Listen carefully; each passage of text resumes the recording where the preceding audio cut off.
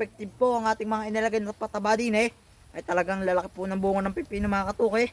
Yan po, puno na ang aming lalagyan. Ilang punong sitaw lang, ayan ho, tingnan nyo. Mga katuke, tingnan nyo po aring tanim naming ampalan ligaw.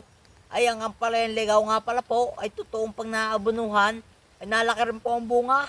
Ari po, laki ng bunga. Ari po ang pinakamalaking bunga ng ampalan ligaw na aking nakita mga katuke, laki po. Ari po ang mga kasamahan niyan.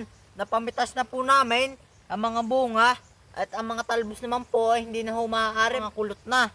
Ay amin pong binisita ay nakakita nga po kami, ang lalaki Akin hong pipitasin na rin at maigi hong maisama rin sa itlog at maluto, may ulam.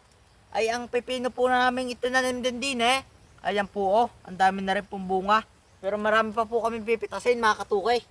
At arin nga pala po ang pipino na aking pipitasin pa. Ay ngayon po ay medyo masama ang panahon, may bagyo mga katukay, kaya ingat po tayong lahat.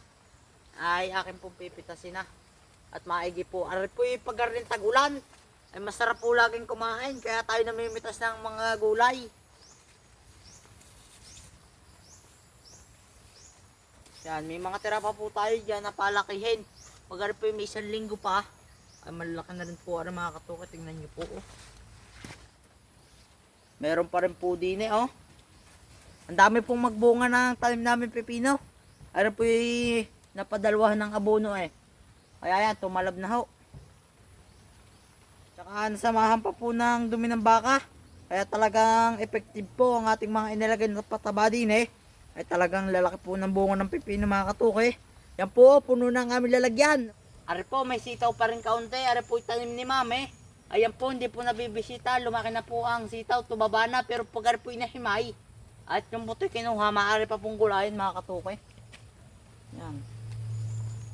Ilang puno naman po aring sitaw na ari. Pero magaganda po ang bunga.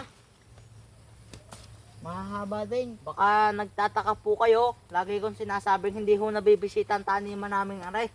Ay amin yung taniman ay 2 area. Ari yung taniman ari sa labak namin. Ay hindi ho ari nabibisita palagi. Gawa ng din naman ho walang alagang hayop. Gawa ng yung lagi kong pinagbablaga na binibisita na nandun ang aking baka. Ay nandun ho yun sa taas namin. Ay ari ho din sa labak ng bahay namin. Ay kahit ho medyo malapit ay hindi nga ho mapuntahan. At lagi ang gawain ho ay nandoon sa kabila. Yan ho, ari ho ay ilang punong sitaw lang. Ayan ho, tingnan nyo.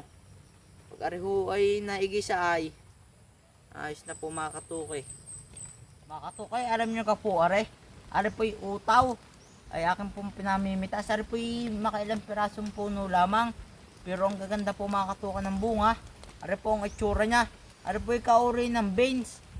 At kalahi po ito ng beans mga katuke. Ari lang po ay maliliit. Ari ho ang utaw na tinatawag. Ayan ho. Ano kung tawag sa inyo na rin? At anong luto masarap na ginagawa nyo din